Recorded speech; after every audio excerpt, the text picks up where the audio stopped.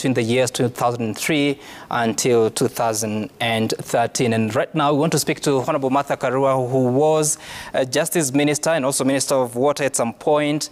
She's also the party leader of NARC Kenya. And good afternoon, Honorable Martha Karua. You worked with the President for close to 6 years until you left government in 2009.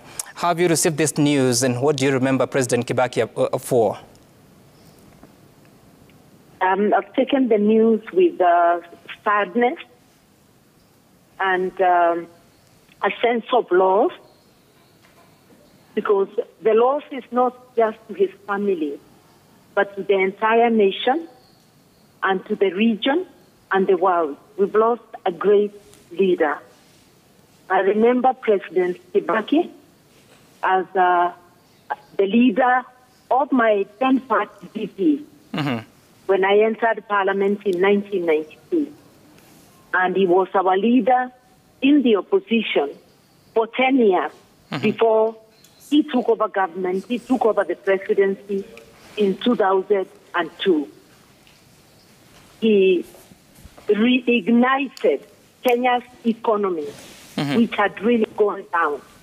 And as a result, gave millions opportunities, transformed the lives of millions. He opened doors to all our children to go to school through the free primary education. He has done many things for this country, right? Restoring the infrastructure and expanding it. Many things, and I know he'll be remembered fondly by Kenyans as the president who made them believe in their nation once again. As an individual, he gave me opportunity to serve in his cabinet as Minister of Water, and then as Minister of Justice. And for most of that time, he gave us a free hand to apply our skills and with his support to deliver Kenyans. I remember him as a great leader, especially at a time when we have a deficit of good leadership, of integrity at all levels in this country. May he rest in peace. My condolences to his immediate family and to Kenyans and to all his friends.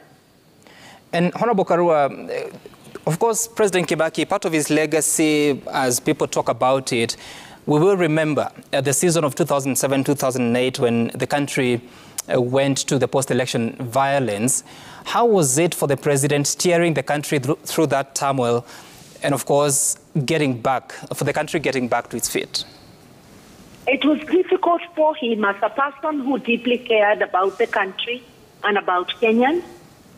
And I always say that in hindsight, even when he appointed only half of cabinet, because his cabinet was 34 at the end of 2007.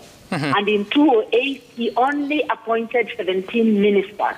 And we kept on urging him to fill the empty slots. But I later realized that deep down in him, he saw the need to accommodate the opposition.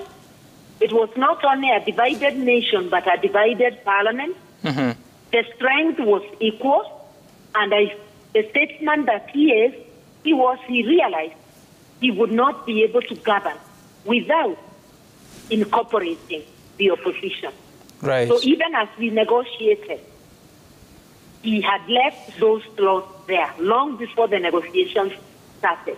So he was also a man of foresight. Indeed, a man of foresight, you say. But Honorable Karua, of course, your exit from government, I believe it was in April 2009. You can correct me if I'm wrong.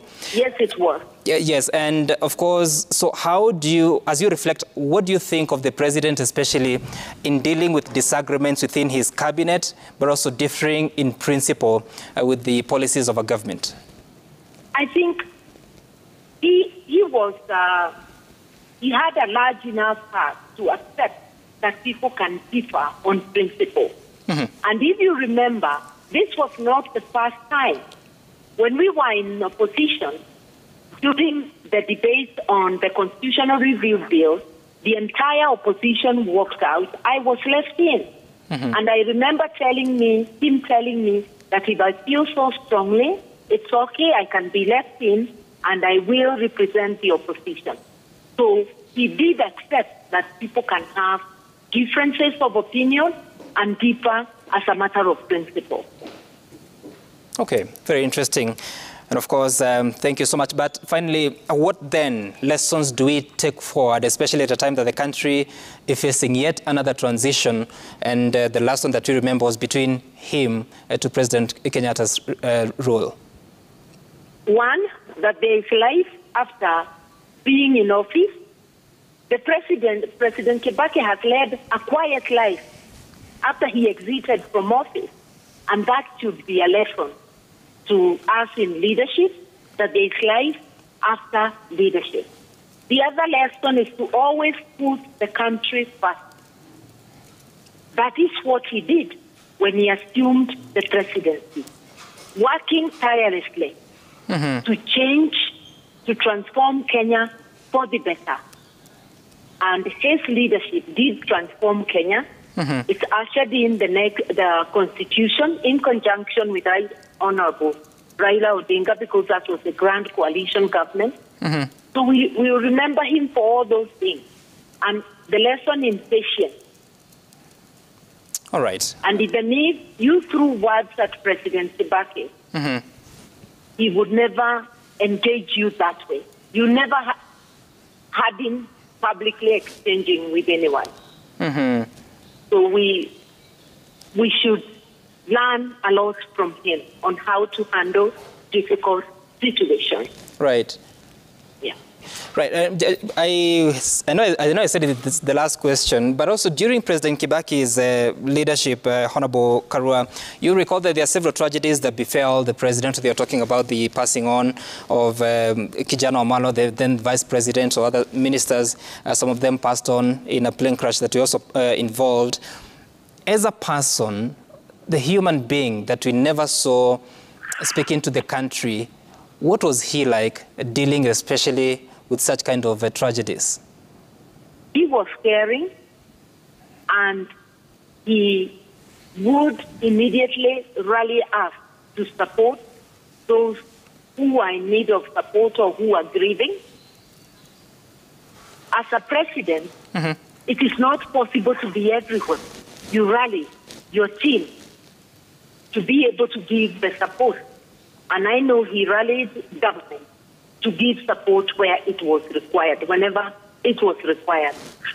Not only to when tragedy befell those in government, but even out of government.